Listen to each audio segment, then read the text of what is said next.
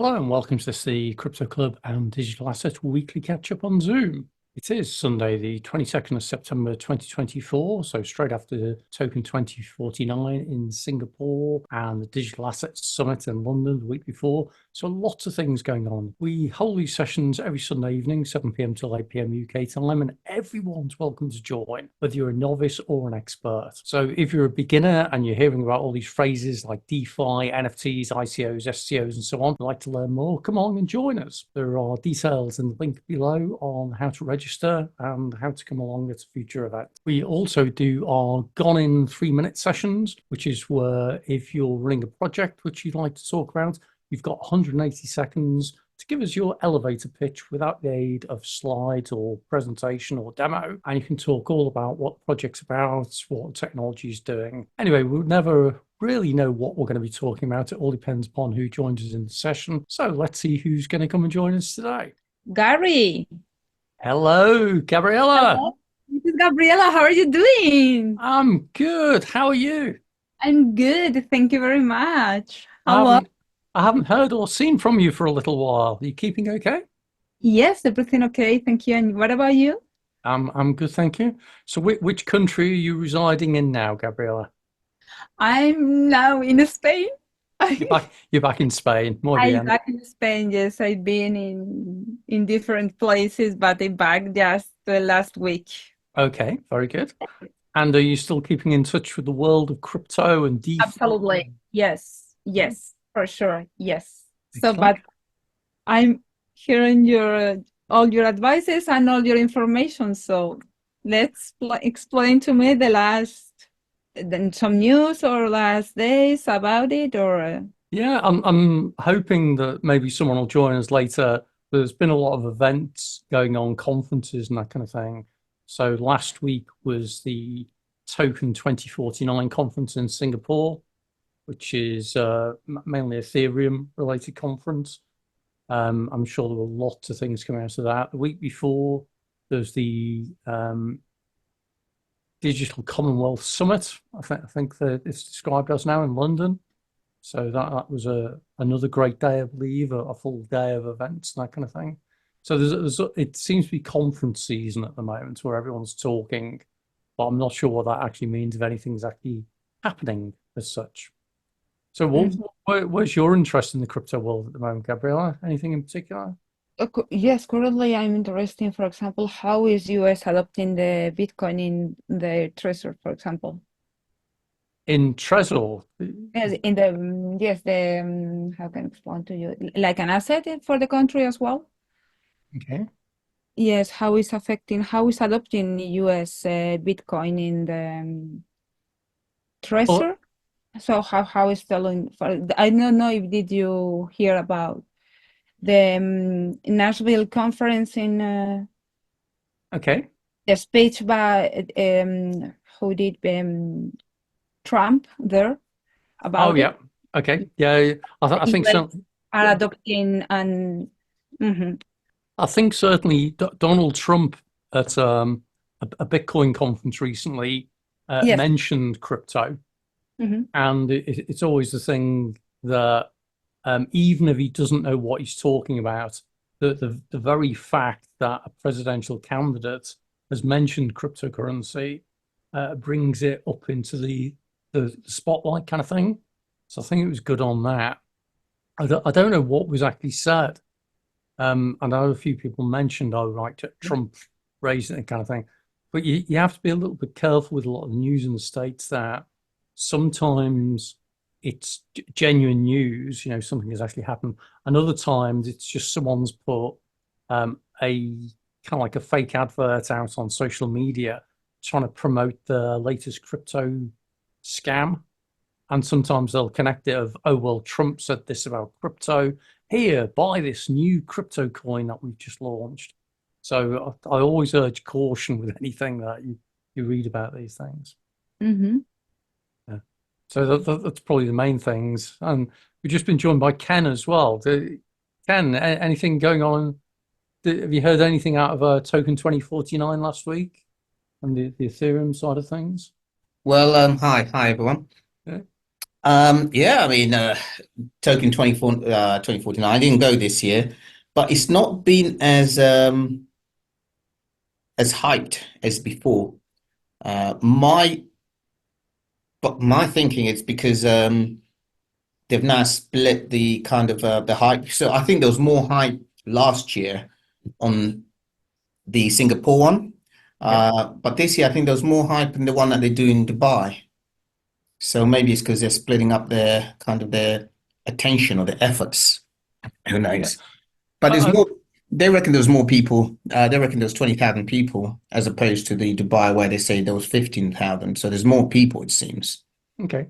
I think it's going to be interesting as well that the Middle East, Dubai and Abu Dhabi in particular, are both positioning themselves regulatory wise to be the heart of crypto right now. You take a look at is it ABFS? The ADFS, sorry, the Abu Dhabi Financial Services regulator, and they've put out stuff around crypto assets, digital assets, that kind of thing. And Dubai has been very supportive as well. So I do think that the Gulf states are where it's happening.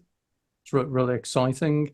But that said, as you say, like Token 2049 was in Singapore last week. I mean, Um, oh, sorry, did you go?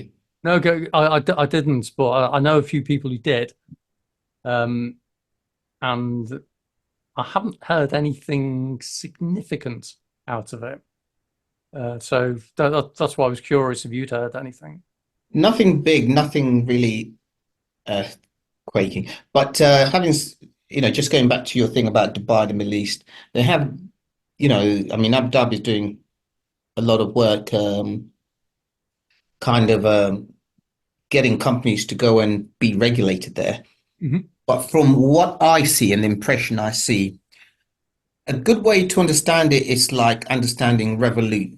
Now, Revolut was basically started off in Estonia, but Estonia didn't have the financing available for it to grow. So it came and it headquartered in the UK, so that it could have access to a lot of the money in the structure. But a lot of its back end and its engineers stayed in Estonia, in fact, and now all over Europe and so forth.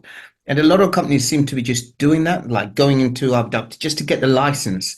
But they seem to be operating and all their kind of dev work seems to be getting done somewhere else. Mm. So it's kind of like a licensing arbitrage. Yeah. Like, But I think that is often the case, isn't it? That companies are always looking for where are the friendly jurisdictions to operate from. And the regulators, it was interesting in the UK last year, the Financial Services Act, as it was enacted in 2023, if I remember correctly, um, includes a provision for the Financial Conduct Authority, and it changes the kind of jurisdiction a little bit. It used to be as a regulator, typically the two main goals as a regulator are financial stability of the financial services, and consumer protection. But the Financial Conduct Authority was given in the Act a third thing, which is competitive, sorry, regulatory competitive environment, I think it was described as, or regulatory friendly. So effectively, they were given a mandate to become more competitive in the financial regulation space, and that could include crypto. Um, and I think it's the idea is that governments are realizing that having a strong regulator is good in terms of credibility, but can also stifle innovation. And what they're trying to do is strike a balance on it. And I think that's what they were trying to do with the Financial Services Act, the latest one. So, I think with the UK, we've got really a big issue going because we're out of Europe, and therefore we don't really have free access to a really massive market in terms of growth going forward. I mean, I think our growth last year was like zero point 0.5, projected to be 0.7 next year. I mean, the expenditure of the government far exceeds the growth. We're probably on 100%, debt to GDP. yep. the government needs to do something. And I think crypto could be one of the ways where they could actually be a bit innovative, just like they were creating the euro dollar market when the US didn't want to deal with it, and it just became and it became the hub for all the euro dollar trades, which is basically the biggest FX trades in the world. I think crypto could be there, but the thing is, I just don't think a lot of the regulators understand it. What they look at when they see or hear crypto, they think of the scams, the stuff that you hear on BBC and stuff like that. They have absolutely no clue about the the the actual positive stuff that the technology brings. And I think there's a lot of education that needs to be done in terms of regulators so that regulators can understand. And I think there's a big gap there. I have a friend of mine who's in crypto, and I mean, he attended the conservative conference. He attended, and I think after that he went to the Lib Dem conference, and then he went to the Reform conference, and now he's going to the Labour conference. And his mission basically is, Sorry, Ken. We got as far as his mission is, and then you went quiet. Sorry, Yes. sorry, Ken. I think your audio's dropped out.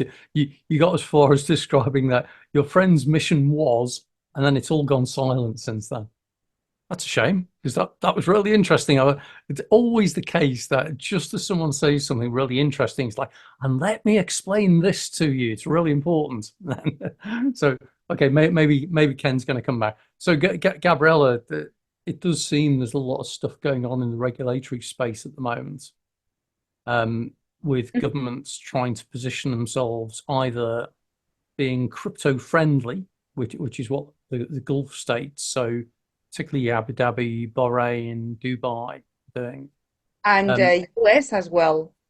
The US is kind of strange because you've still got multiple regulators all trying to own the regulation of crypto. So you've got the Securities Exchange Commission, so the SEC, which still seems to be quite anti-crypto. You've got the CFTC, which is the Commodities and Futures regulator, who sometimes say, well, crypto is a commodity, therefore it falls in our purview. And you've got multiple other regulators as well as federal. You've also got state regulators. And I think some of the state regulators are coming out being very pro-crypto. So I think in particular, Florida, Arizona, can't remember any of the others, are certainly coming across as supportive. But the federal regulators, so the national ones, don't seem so friendly still. So, sorry, Ken, you're back. Can we hear you yeah, now? it was just connecting for some reason. He just turned on to connecting, and Yeah. so I don't know what was going on there. So I just stopped it and reconnected. Fair enough. It's always the thing, because you were just saying about your colleague who's going to all of the party political conferences, and you just said, and his mission is, Yeah, and no, then you went quiet. no, his mission is to try and educate legislators onto the benefits of blockchain and crypto. That's his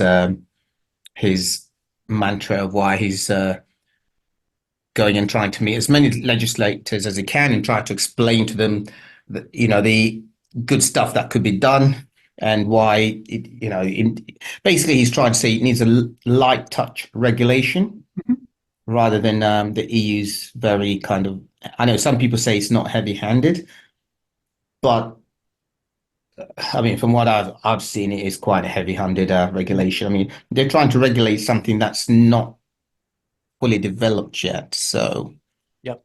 yeah. I think it comes back to I've always argued that we need to have appropriate regulation.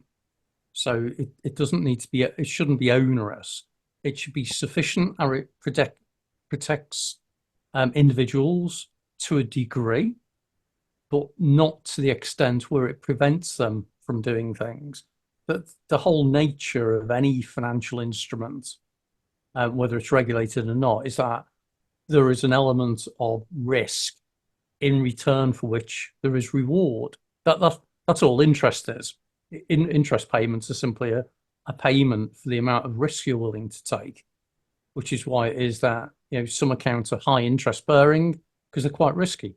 And it is like anything. And I think people should be allowed to make their own judgments, but not be overexposed to, obvious scammy type things, which is what the regulators normally good at. So yeah, it's striking a balance, I think. Yeah, true. I mean, yeah, very true. Just going off on a tandem slightly. Mm. I don't know if anybody was here last week. Did anybody look furthermore into was it Nomad? Was it Nomad? Was Nomad the Australian one?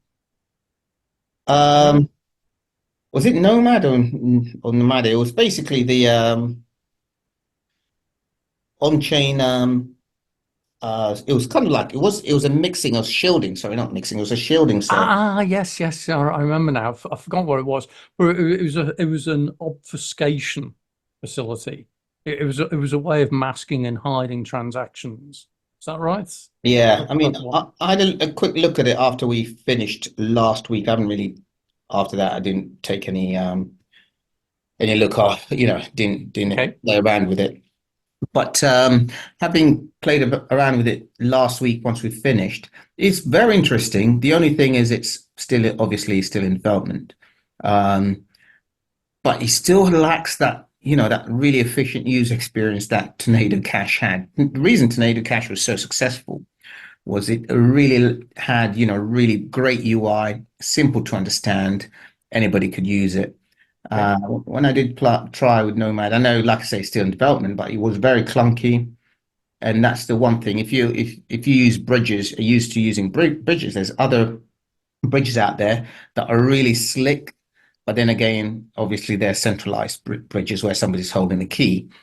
So that's the main issue I had with it. It kind of reminded me of Uniswap V1, because Uniswap V1 was also very kind of like you had to know what you're doing. And then, V2, all they did was just make the UI really nice and easy. The back end was still the same, but they just made it really. I think that's the only thing that's missing off that. But in terms of technology, it's very interesting. So as Elaine has just joined us, we'll just reintroduce the topic really. Hey, Elena. Good evening. Hello. We were just talking about, I think it was last week, as Ken mentioned, we began talking about a capability or a protocol. It was called Nomad, wasn't it, Ken? Nomad or Nomada? Nomad? Or nomadic, but it was a way of mixing crypto so that you could mask the source and destination, which is really interesting because it introduces a level of anonymity and privacy that you don't by default have on normal layer one blockchains like Bitcoin and Ethereum, for example. So for anyone who's listening or watching, you're probably aware that most layer one blockchains, so the big traditional blockchains, have got a big database behind them, which is the blockchain. And this is where you can see transactions being written from address to address and the amount that's being transferred and so on, which means it's at best pseudo-anonymous, which means if you can work out somebody's wallet address, you can then track and trace all of the transactions that they make through that wallet.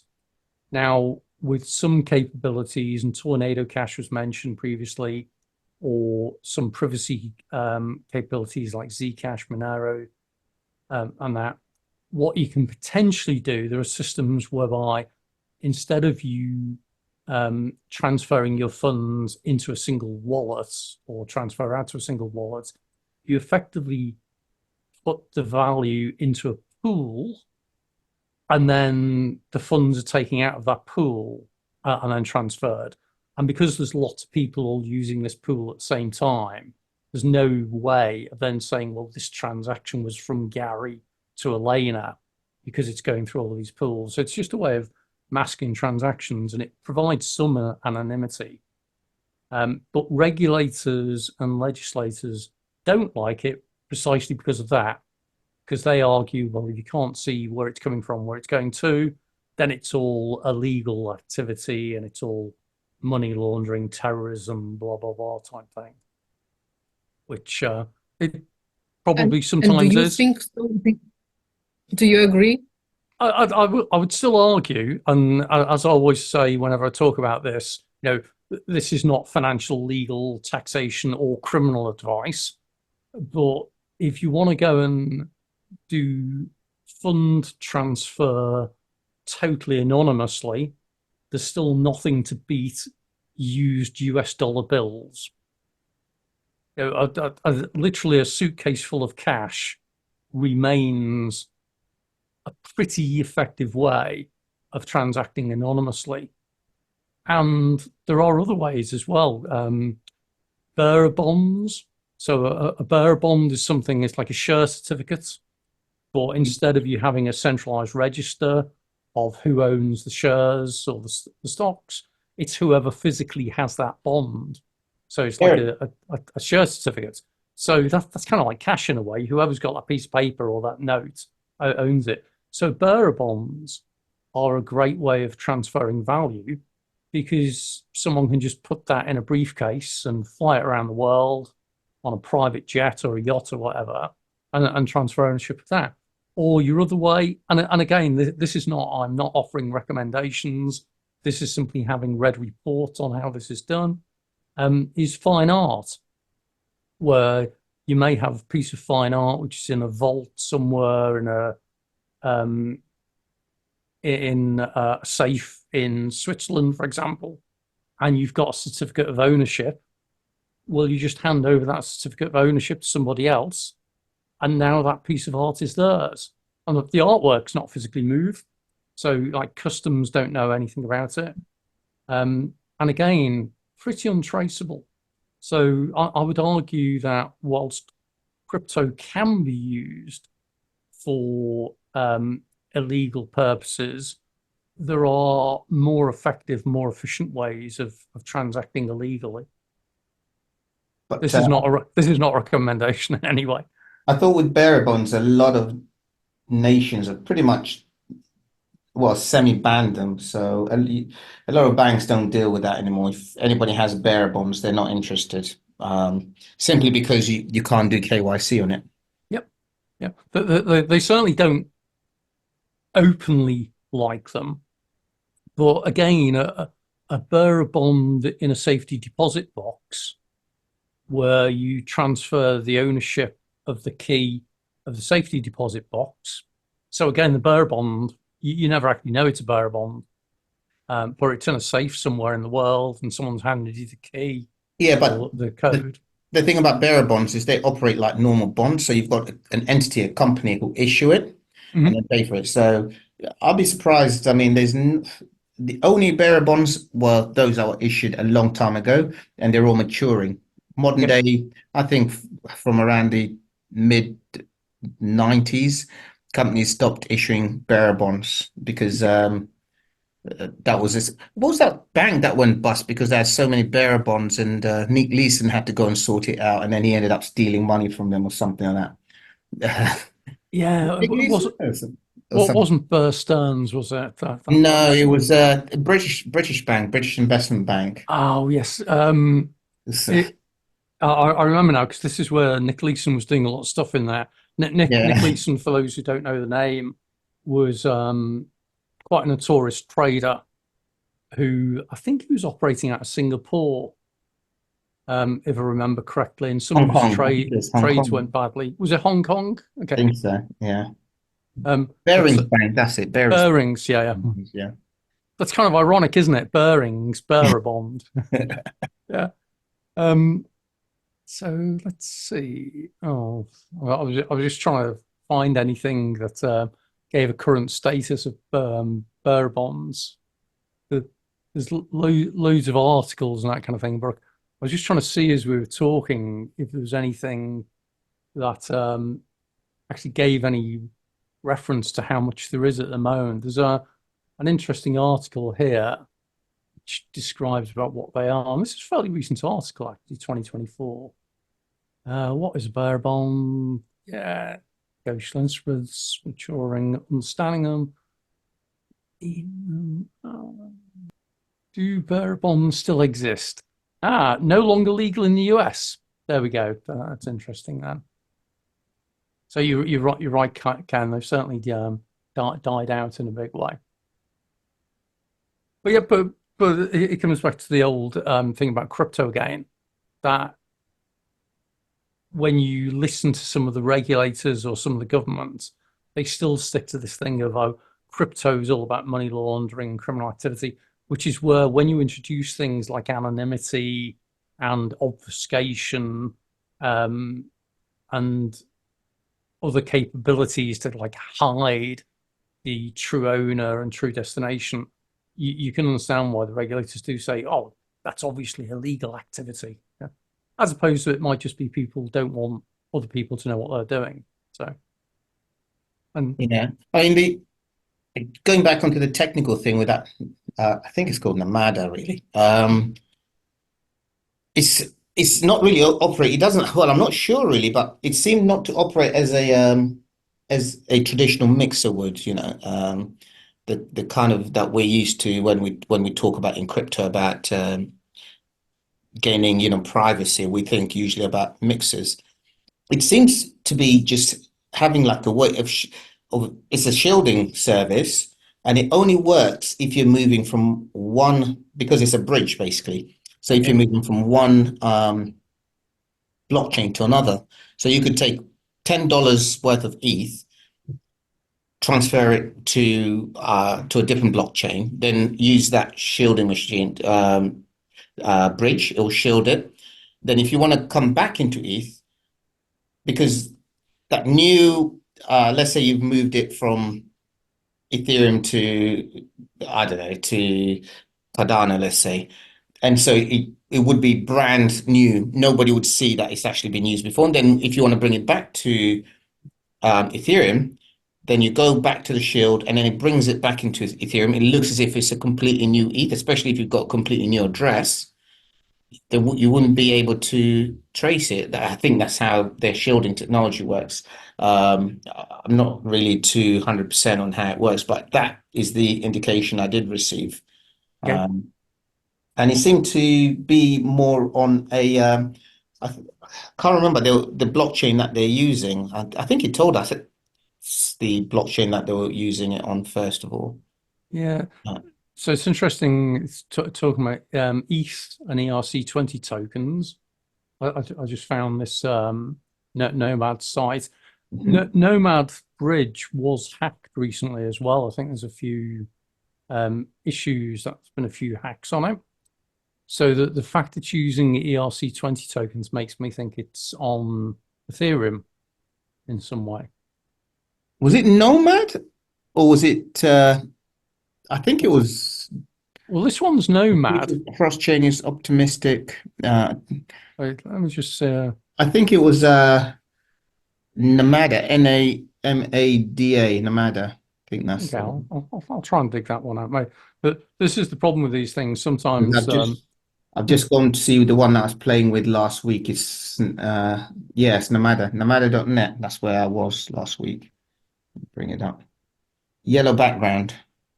I've got it. I've got it. Oh yeah. This is the one we were looking at. I remember the screen now. It hurt my eyes. Yeah, yeah. This is it. Yes. Yes. So it's interesting because I haven't come across that shielding technology before. So it's definitely working. Seems to be working a different way. I mean, we had somebody who was able to explain it last week a bit better than. Yeah, I think Manny. I think I've been looking at this because he was interesting. Manny is trying to write some algorithms for like crypto trading. Yeah. And he's looking at trading signals and arbitrage and this kind of thing. And so shielding actually makes that more difficult because obviously if you can't see what's going on in the crypto market, it's harder to predict and that kind of thing. So yeah, it's certainly an interesting one, Namada. Again, as you say, namada.net. Those who are interested and want to burn their eyes out with a bright yellow thing. Yeah. There we go. Excellent. Cool. All right. Well, there we go. There's a couple of things. So we've talked a little bit about legislation, regulation. In the UK, all of the political parties are busy trying to look at ways of sorting the economy out. And I think that's why they're open to crypto as a possible route on that.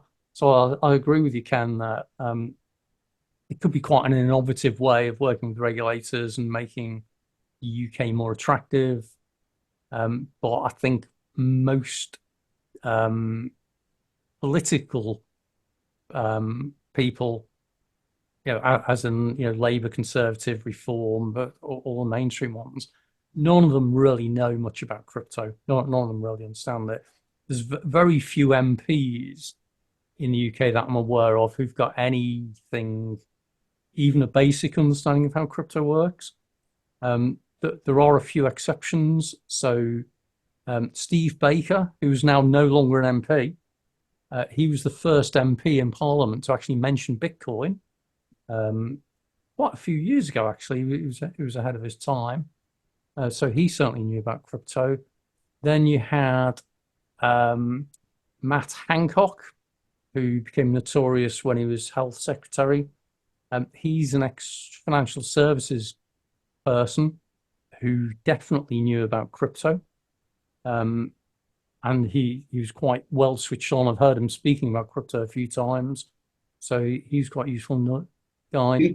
Did he take a job in one of the exchanges or something like that? He may have. It wouldn't surprise me. Another person, for those who follow British politics, there's Guy Grant Shapps, I think lost his seat at the election.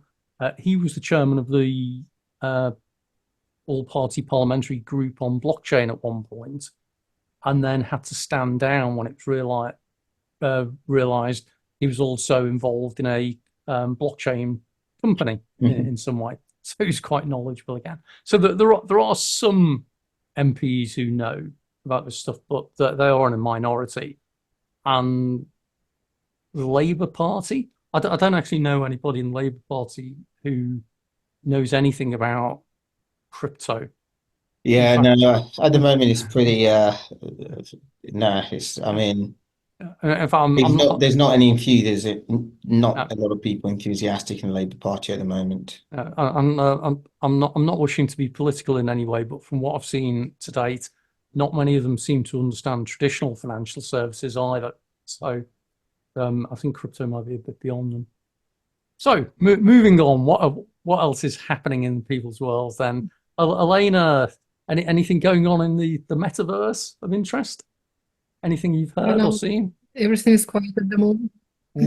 Everything is quiet, but I expect lots of things will start to happen for me, starting from in a week's time when I start my last semester.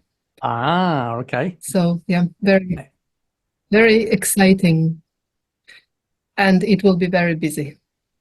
I would imagine so. The other thing as well, we were talking about the metaverse the other week, and I think I mentioned something about Sony and Sony getting involved in the metaverse in some way. In which way? In which way? So let me show you. They actually made an announcement a while ago, and this is around the headsets. So this is still getting into the whole thing around metaverse and mixed reality and virtual reality and that. So they were doing these things around the headset design and that. But I thought they came up with something called Sonium or something, which was a new platform. I'll have a look for it in a moment. Because I was just curious, because we were talking about it the other week. And then I saw something in the news about it the other day. So I'll see if I can dig something out about that. Well, that's very exciting. I hope the new headset will be light, long-lasting, and affordable. Okay.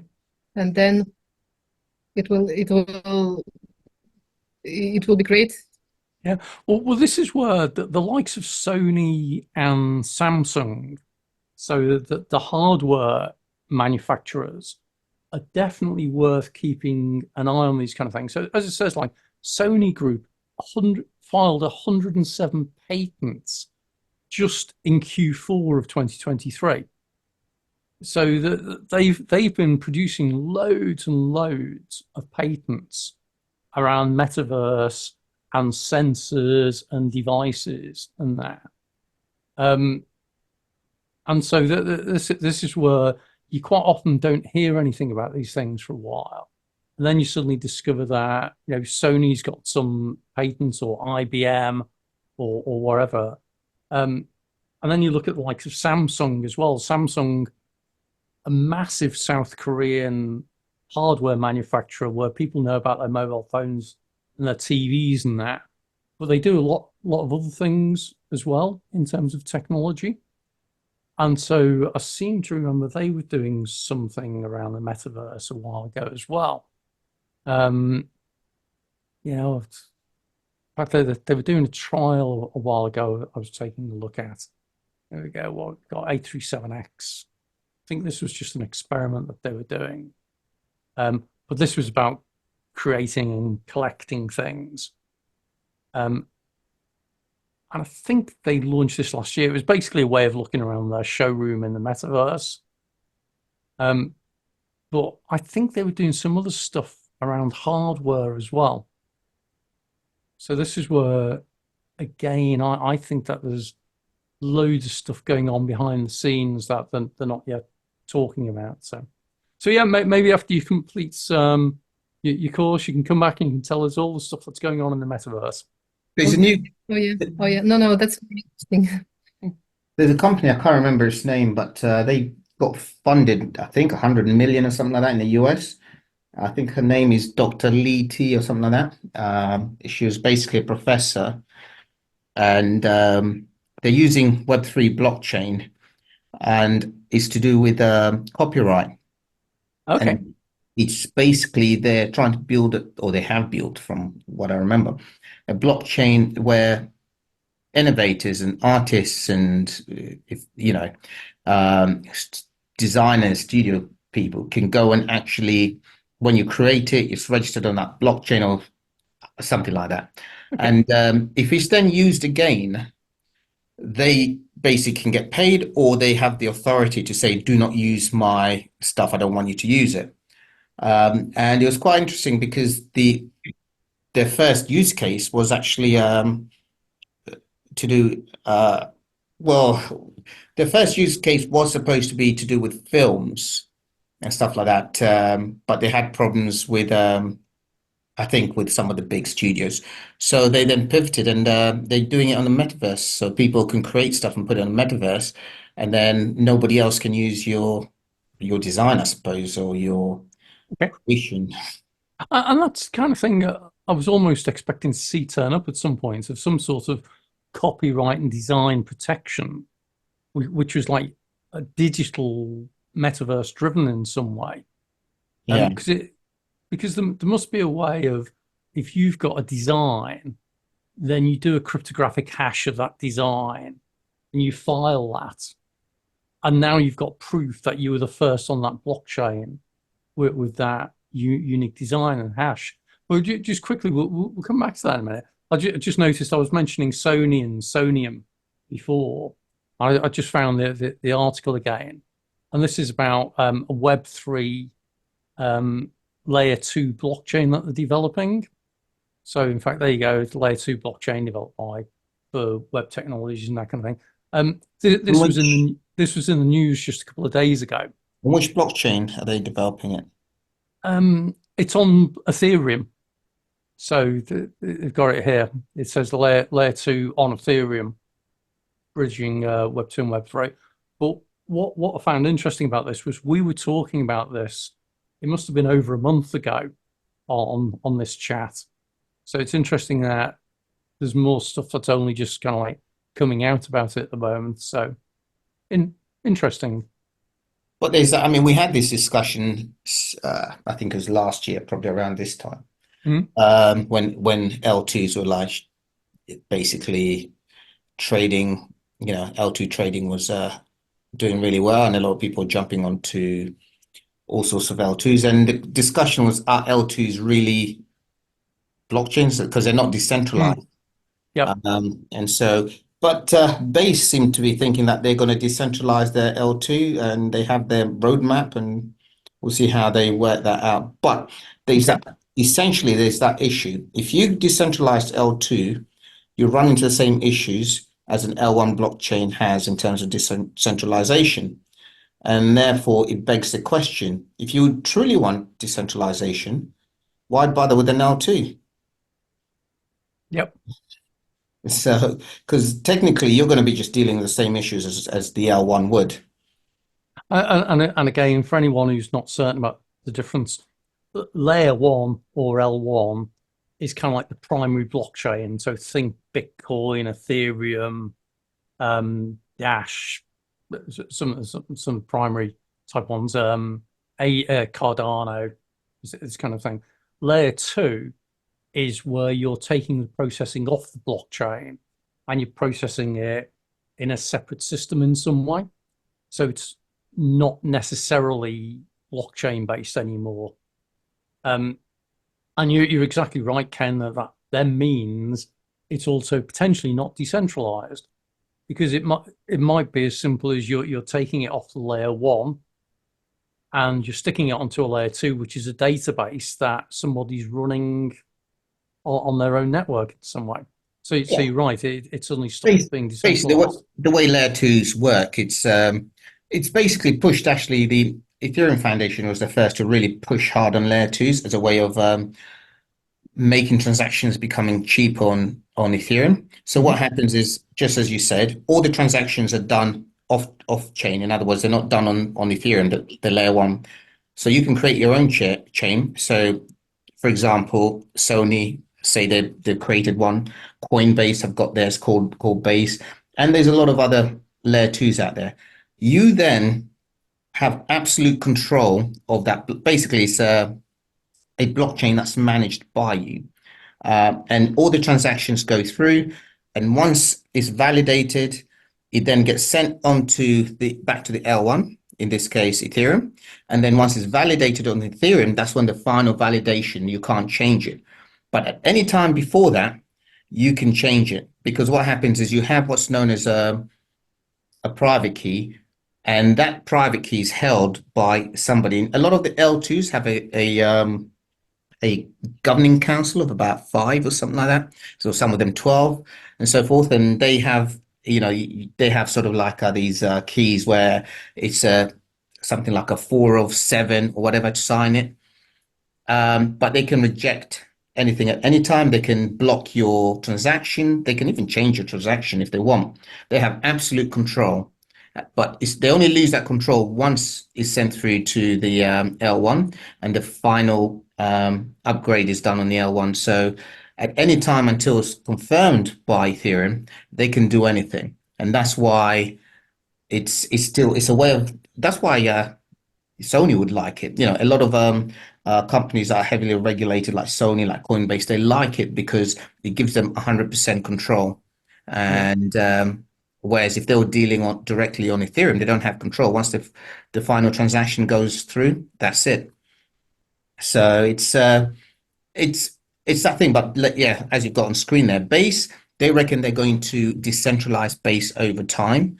How they do it is going to be interesting to watch, because as everybody in the industry knows, you will end up with the same technical problems as the L1s are trying to resolve.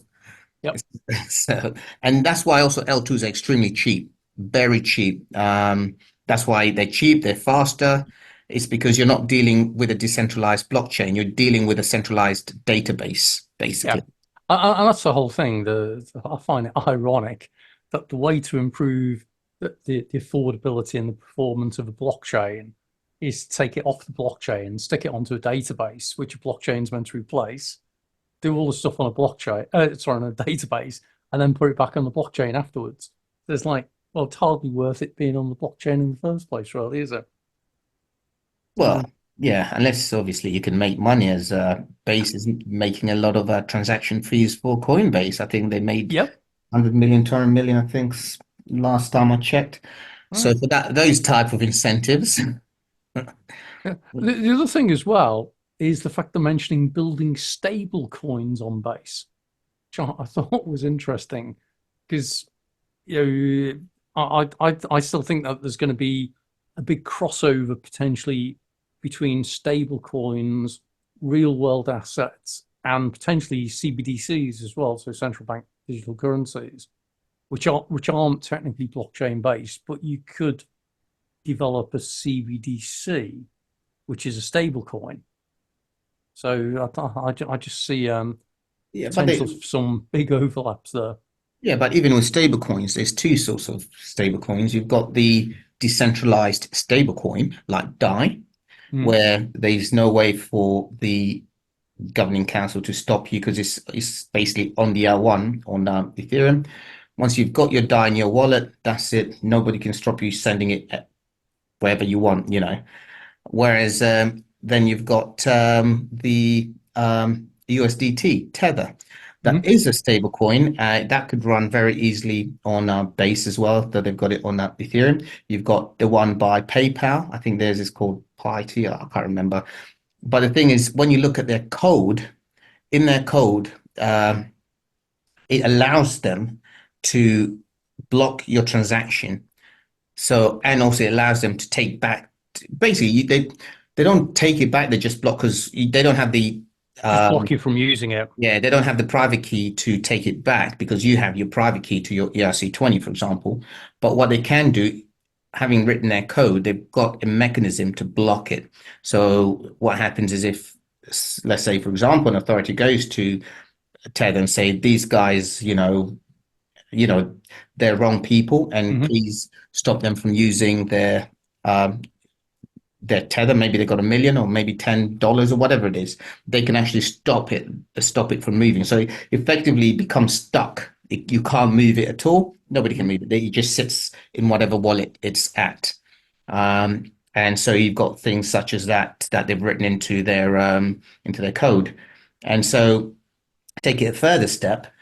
So that's on the L1. A further step is on an L2. Not only can you block it, stop it from moving, but if the L2 is just an internal database, you have more power of doing even more. So a stable coin on an L2, it would be a stable coin in a sense that it'll be pegged to the dollar or pegged to the euro, but it won't be the stable coin as in the original thought of a decentralized stable coin, something like DAI is.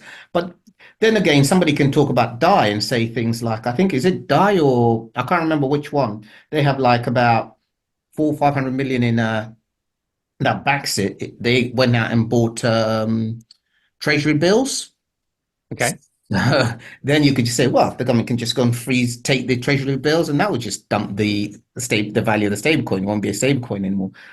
So it's really fascinating at the moment. There's still a lot of work for improvement, but like you say, CBDC is the big one that can possibly come in and make changes. Because if you've got CBDC, a lot of people will be saying, well, why should I bother with these other stablecoins? I've got my my digital dollar, or whatever. Yep. And it is something as well. I keep mentioning stable CBDCs, that they're not cryptocurrencies, they're not decentralized.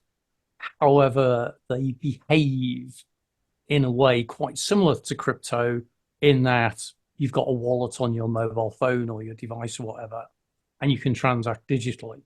So to an end user, they may not know the difference between a government-backed CBDC or a decentralized ERC20 based crypto token, because effectively it just says go from here to here, make payment type thing.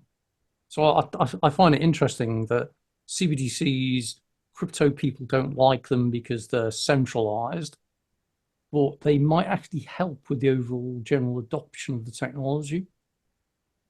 We'll see. Yeah, I think CBDC. If governments were to introduce CBDC, I think it'll be very positive for the for adoption of crypto.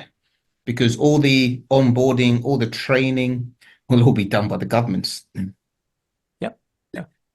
And it's the whole thing as well that ultimately, if you've got a bit of software on your mobile phone, which is the equivalent of your bank account or your wallet, a bit like how you can do it now with Revolut and eToro and that, you can flip between whether you're looking at your bank account with dollars in it or euros in it or Bitcoin in it or CBDCs in it or wherever type thing. So I definitely think that I think people are just not going to notice the difference between all of them because they're going to behave quite similarly. You take a look at how much activity is going on with CBDCs at the moment. So I've just pulled up a map of CBDCs around the world right now, and the activities and the projects that are in proof of concept and pilots and that kind of thing. Lots of things going on in Europe. I didn't realize Ireland had something. Was it the wholesale? What's this one? Well, they've got a pilot going on. Well, it says so. Part of the ECB. Okay, so the European Central Bank has been doing loads of stuff. You take a look at the European Central Bank and BIS, so it's the Bank of International Settlements. They've been doing lots of pilots and explorations, that kind of thing. So The thing about CBDC is there's that question, will the public stand for it? Unless there's a big disaster and they'll say, okay, I suppose that's how they'll have to introduce it. Well, that's the whole thing, isn't it? That the conspiracists are quite concerned about. Oh well, if there's a disaster, that would suddenly justify the need for having digital identity and a central bank controlled currency, and all of a sudden, before you know it, the government's controlling what you can buy and what with and all that kind of thing. So, yes, interesting times as always. Definitely. I mean, but also with crypto, I mean, one thing we've been looking at, it's that concept of at the moment you get things like, I don't know, you go to Tesco's or you go to Sainsbury's or to whatever supermarket or retailer of your choice, and you get all these points. Now, the points can only be redeemed on retailers. For example, BA, I mean, you use BA, you get those, I think they call Avos points. You stay in these hotels, you get those points. You can only use them at hotels. And it's really very hard to move to say, okay, I don't want to use this on BA. I want to go and instead of taking a flight, I want to go and take an Uber. Mm-hmm. I think crypto, if those are all coins or crypto, you could then just go and exchange your Avos for Uber and just go and use it on Uber. And so I think that'll be a So really. I've got two perspectives on this, because one is that many years ago, I used to be involved in the credit card and loyalty card scheme sector, and the whole concept of loyalty points and loyalty cards. Well, first of all, it's got nothing to do with loyalty, really. It's all about gathering data about consumer behavior. It's just that in return for gathering data on what you buy and what you do regularly, then the likes of Sainsbury's, Tesco's, and this will give you some token return that you can then spend in their store. So that's one area. The other thing is that the reason that they're called loyalty is because they don't want the ability for you to go into Tesco's, get some loyalty points, which you then spend in Sainsbury's. Because that's not being loyal, is it? So that it's actually a way of forcing your consumer spending to be in the place where you got the points from. So it's a bit like flying with British Airways and then using those points on the Star Alliance program. Star Alliance being a competitor to, was it BA or part of Avios, I think it is. So this concept of transferring loyalty points doesn't work from the issuer's perspective, because when you do that, you're losing loyalty and you're losing access to the data, which is what you're really interested in. I would say that you're very correct if you're looking at things from the legacy business. And that's why I say this is not something that will be implemented by legacy business, but this is what I think is going to be implemented by new businesses. There is a company, Plutus. I was actually in their ICO. They do two ICOs. So their credit card, and they issue you when you use their credit card, they issue you tokens. Now you can take those tokens, or you can buy vouchers, or you can take those tokens and you can just go onto the ETH blockchain, and you can basically turn it into whatever you want. But the thing about this is it's still new, but I just think it's the future. And I think newer companies will basically adopt this kind of, the way of rewarding people. Because it's true that the older companies, the established companies, will not do it. It kind of reminds me of, I don't know if you remember when Android phones came out. Microsoft had basically the whole kind of PC market, but they had a way where their business was about licensing their software. But then Google said, well, we've got this thing called Android. Our business is about selling ads. So they went to all the phone manufacturers who at the time were actually making phones and putting Windows software in there. They said, look, we've got this software. You can have it free of charge. And it's actually does a really good job. And that's how Android got adopted. And at the time, there's a video of Steve Ballmer on the internet when he was asked about it, and he basically laughed it off. And he says, who would want to take Android? And it was actually quite clunky at the time, really, to tell you the truth. But it basically started from just that issue where the manufacturers, the OEMs, are able to say, well, we've got this piece of software, and they'll actually allow us to modify it and do what we want with it. Whereas Microsoft was like, no, we want to make sure all our customers can use it the same way that we say it could be used. And that's how they lost the mobile market, or they would have owned the mobile market. So it's that way for small companies to innovate. And I think, Plutus is doing, a good thing. I mean, but it's like I say, it's very small. I mean, probably does less money than the banks do in a minute, or the big companies. But it's just what I'm saying. It's just a way of innovating into the system, and it's one way that I think has room for growth. Yeah, I think that you do sometimes get these things where if you adopt your current mental paradigm, then you're right. You just can't see the point of something. You go, no, that's never going to work. And I do accept that it's possible to get it wildly wrong. I always love it. There's a quote from a guy from IBM in the 1940s. I'll just pull it up. In fact, one of IBM's presidents at the time, Thomas Watson, which is why they've now got Watson, which is the AI capability, who allegedly said, I think there's a world market for about 5 computers. So, and that was the president of IBM, who were quite an advanced company in terms of technology. Admittedly, then it was, I think it was typewriters that they're mainly into. But for a president of an advanced company to say, "Hey, there's a world demand for 5 computers," how wrong can you be? Yeah, so yeah, but I accept that sometimes we don't see the potential. I'm going to Plutus. They're having a meetup this week. I'll go to their meetup because they've yet again, I think for the 3rd or 4th time, upgraded their white paper. Okay. And if there's anything interesting, I'll be able to let you know next week. Hey, perfect. Well, that's a great way of finishing off for the week as well, because we're just coming up on the hour. So that's a really good one, Ken. We'll take you up on that. If you do hear anything of interest, do come back. In fact, come back anyway, because it's always interesting hearing your views and experience and knowledge and that. But if you do find anything, come and share it with us next week.